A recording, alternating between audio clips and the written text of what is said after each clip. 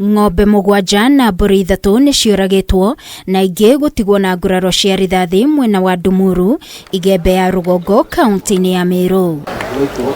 Hathara ĩno ya mahiũ ĩcũngĩrĩirio nĩ aici a mahiũ arĩa marageragia kũmaiya, ũndũ ũrĩa ũrarehire ũng'ethanĩri mũnene gatagatĩ kao na maabitha a borithi cia mũhohio arĩa marahĩtanire nao, na ndathũkanĩrio-inĩ ya marithathi nĩho ng'ombe na mbũri ici irarathĩirwo, imwe ciacio igĩkua na ingĩ igĩtigwo na nguraro cia marithathi. Hasara tumepata usiku wa jana ni nyingi kwa sababu ng'ombe 7 tayari zimekufa.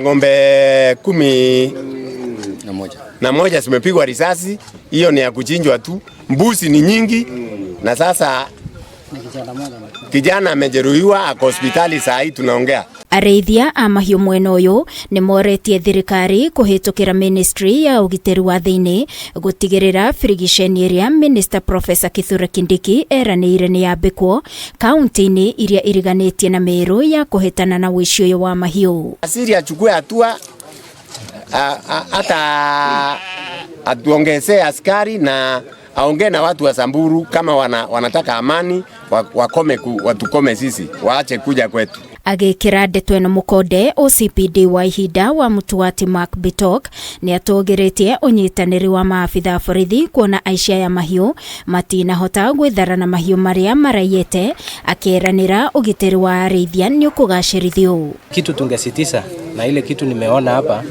ni matunda mzuri, ile imesaa hapa ni ile uhusiano ama ushirikiano kati ya wananchi na maofisa ya serikali.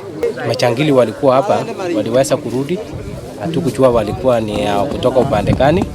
Tuna suspect ni wale wezi tu ya kawaida, wale wanakabiliana, wanaiba ng'ombe kila mahali, kila siku hapa pande ya Kembe North.